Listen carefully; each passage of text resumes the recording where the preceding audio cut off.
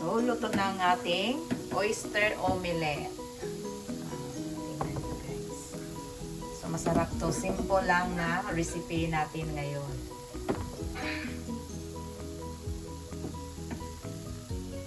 Okay, so we're done.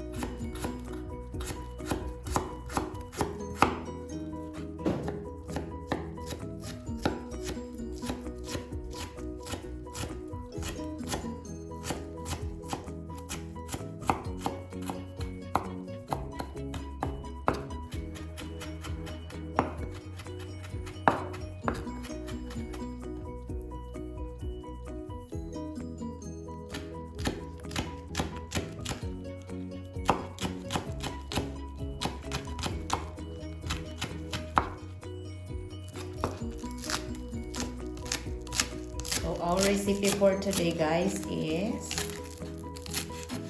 oyster omelette.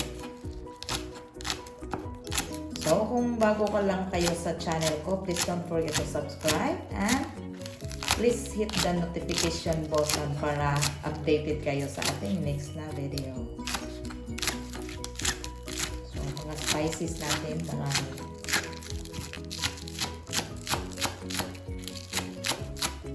Ating recipe for today, our omelette, oyster omelette. So, itong ating mga ingredients. Lagyan natin ng onion. It's either red or white.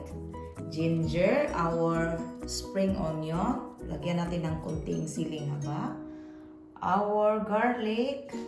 3 eggs. Our oyster.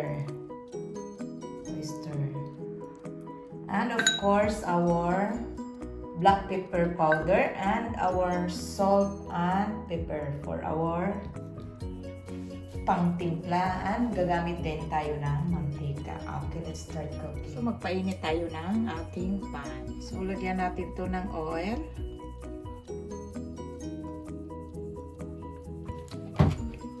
Two tablespoon.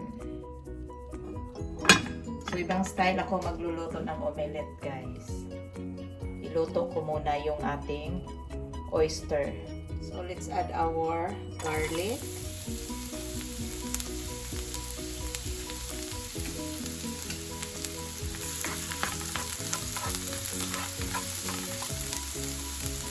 Our ginger.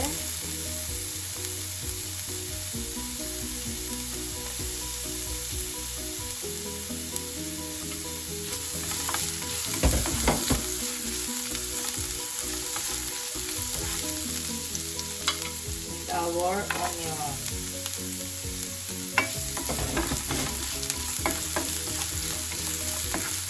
And let's add our oyster.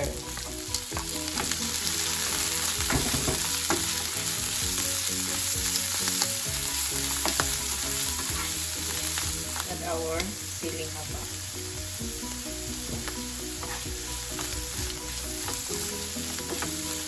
So, lagyan natin ng ating salt and pepper. Salt and pepper.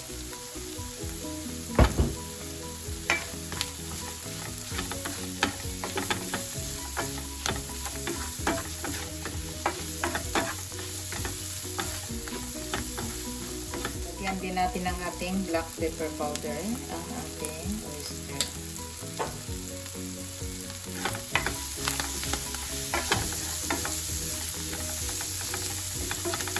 So, ito yung itlog natin, guys. Scramble natin. Lagyan natin ng konting salt and pepper para to taste. Para may lasa yung itlog. Our egg.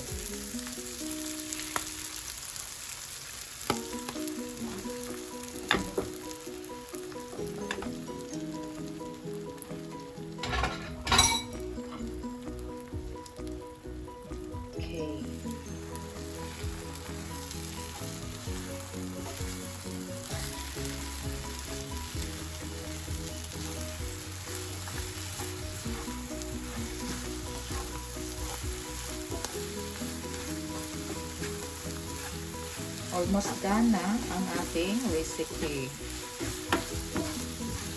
So, very easy guys. Madali lang lutuin ang ating recipe for today. And by the way, yung oyster namin is free lang to.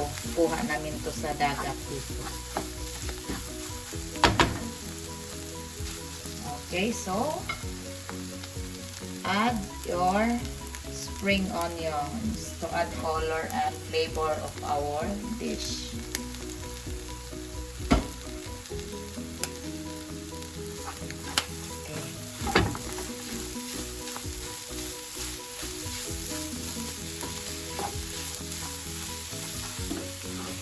Okay, so tapos na, done and ready to serve guys.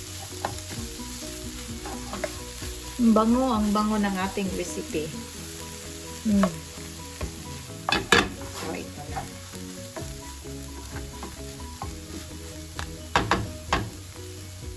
So luto na ang ating oyster omelette. Masarap to. Simple lang na recipe natin ngayon.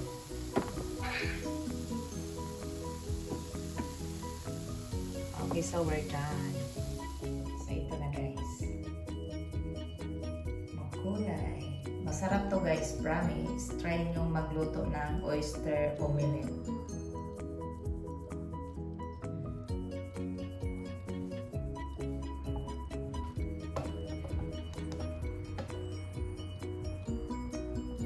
So, tapos na tayo sa ating recipe for today na oyster omelette. Simple lang ang recipe natin ngayon. Tingnan nyo. Magugustuhan nyo to. Masarap. Naisipan kong magluto nito kasi may oyster pa kami natira.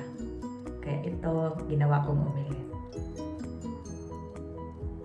Okay, so kung bago lang kayo sa channel ko and kung gusto niyo ng mga simple, easy, and affordable recipes, just go to Kaka'EVAng Vlog and don't forget to subscribe to my YouTube channel, Kaka'EVAng Vlog. Don't forget to like, comment, and share.